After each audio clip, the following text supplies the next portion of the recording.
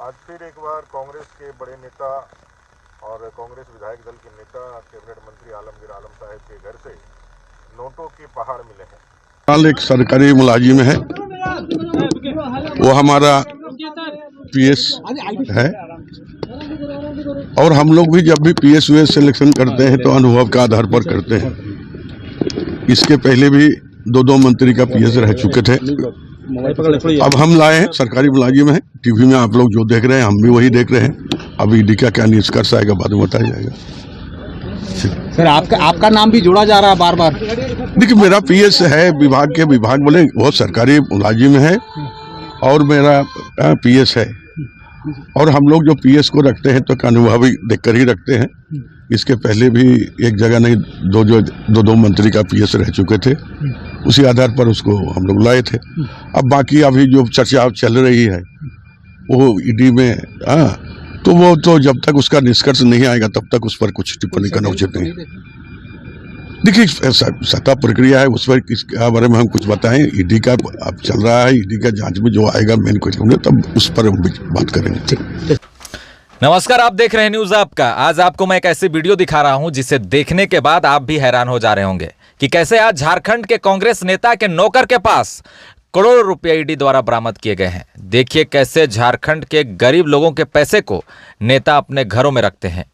यहाँ की जनता गरीबी में दिन काट रहे हैं, लाचार हैं, बेबस हैं और यहाँ के नेता दिनों दिन घोटाले पे घोटाले करके अमीर बनते जा रहे हैं। देखिए, आपके खून पसीने की मेहनत की कमाई को नेता लूट लूट कर जमा करके रखते हैं। चलिए जानते हैं इस पूरे मामले को। आपको बता दूं कि झारखंड के ग्रामीण विकास मंत्रालय में टेंडर कमीशन घोटाला मामले में ईडी बड़ी कार्रवाई कर रही है। इस मामले में मनी लॉन्ड्रिंग का केस दर्ज किया गया था, जिसके बाद पीएमएलए के तहत 6 ठिकानों पर छापेमारी की गई। साथ ही झारखंड के ग्रामीण मंत्री आलमगीर आलम के निजी सचिव संजीव लाल के घरेलू सहायक के परिसरों की तलाशी ली गई, जिसमें 25 करोड़ कैश बरामद किया गया है। आलमगीर आलम की बात करें तो वो कांग्रेस नेता हैं और झारखंड विधानसभा में पाकुड़ सीट का प्रतिनिधित्व करते हैं। 2006 से 2009 तक झारखंड विधानसभा के अध्यक्ष रहे।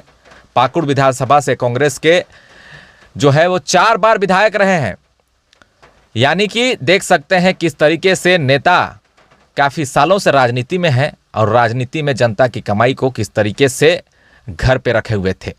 साल 2000 में पहली बार विधायक बने और सरपंच चुनाव जीतकर राजनीति में उनका प्रवेश हुआ था। ईडी ने आलमगीर आलम के पीएस के सहायक समेत कई और ठिकानों पर छापेमारी की है, जिसमें राज्य के पथ निर्माण विभाग में इंजीनियर विकास कुमार के रांची स्थित आवास पर भी छापेमारी चल रही है।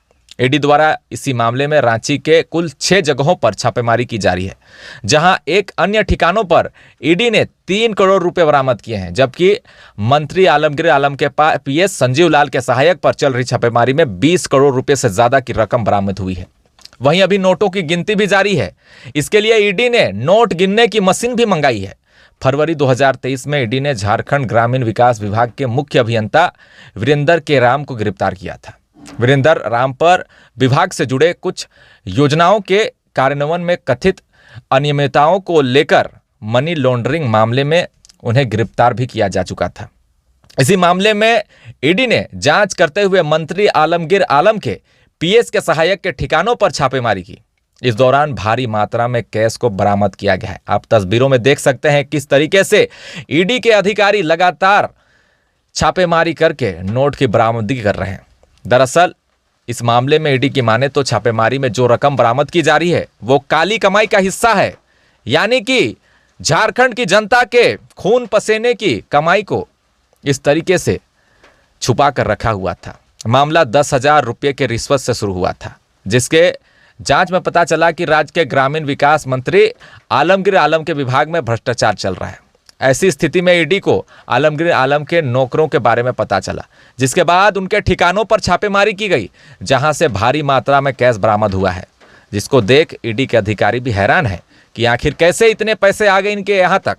आलमगीर आलम ने मीडिया से बातचीत करते हुए कहा है कि संजीव लाल एक सरकारी कर्मचारी है, वह मेरा निजी सचिव है। हालांकि इसके पहले भी सचिव जो है 2 पूर्व मंत्रियों का निजी सचिव रह चुका है। अब हम लोग आमतौर पर अनुभव के आधार पर निजी सचिव की नियुक्ति करते हैं। अभी ईडी की जांच चल रही है पूरी होने से पहले छापेमारी पर टिप्पणी करना ठीक नहीं है, ऐसा आलमगीर आलम कह रहे हैं। लेकिन सबसे बड़ा सवाल अभी भी यही है कि आखिर कब तक झारखंड में इस तरह से भ्रष्टाचार होंगे, आखिर कब तक झारखंड के मंत्रियों के पास करोड़ों रुपए बरामद होती रहेगी, आखिर यहां की जनता गरीबी में भुखमरी में मरते हुए दिखाई देती है और यहां के मंत्रियों के जेब हमेशा भरे रहते हैं। अगर अभी भी ईडी कई जगहों पर छापेमारी करेगी तो अभी भी करोड़ों रुपये मिल सकते हैं। ये हाल है हमारे झारखंड का। झारखंड में बेरोजगारी है, यहाँ के मजदूर अन्य राज्यों में काम करने के लिए जाते हैं, यहाँ के आदिवासियों का जनजीवन पूरी तरह से देखा जाए बदहाली में जीवन जीते हैं। लेकिन यहाँ के मंत्री जो बड़े बड़े वादे करते हैं चुनावी वोट के समय से लेकर पूरे 5 सालों में सरकारें बन जाती है, मगर जनता के खून पसीने की कमाई को लूट लूट कर अपने जेबों में भरते हैं। अगर ईडी का छापा नहीं पड़ता तो लोगों को आखिर कैसे पता चल पाता कि आज के समय में हमारे जो नेता जो बाहर से सफेद कपड़ा पहनते हैं लेकिन अंदर से उनके मन में कितना खोट होता है, काली कमाई करते हैं और इस तरीके से बड़ी मात्रा में काफी ज्यादा जो है पैसे की बरामदगी होती है। अब यह जांच का विषय है और ईडी के द्वारा जो है फ्रेश नोट जारी करके पूरी जानकारी दी जाएगी कि कैसे, कितने जगहों में और कहां से और कहां के पैसे इतने ज्यादा आए उनके पास, ये पूरे जांच का विषय है। फिलहाल नोट गिनने के लिए मशीनें मंगाई गई क्योंकि इतने सारे नोट तो हाथ से गिने नहीं जाएंगे। बताइए, एक आम आदमी, एक गरीब आदमी, एक झारखंड का आदमी इस वीडियो को देख रहा होगा जहां पर ढेरों है पैसों के, 500 की गड्डियां रखी हुई है। बताइए, इतने सारे पैसे, इतने सारे पैसे।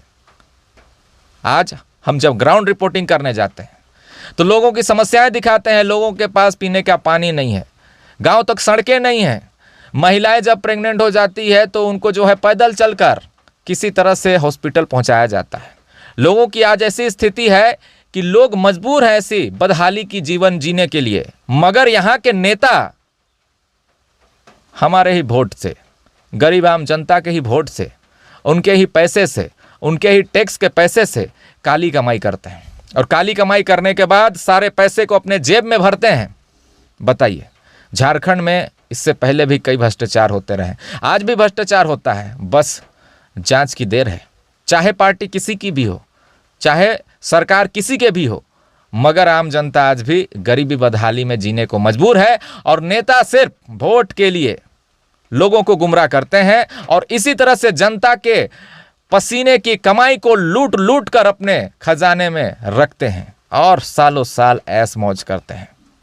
अभी के लिए बस इतना ही, लेकिन नेक्स्ट अपडेट के लिए जुड़े रहे हमारे साथ, देखते रहिए न्यूज़ आपका। धन्यवाद।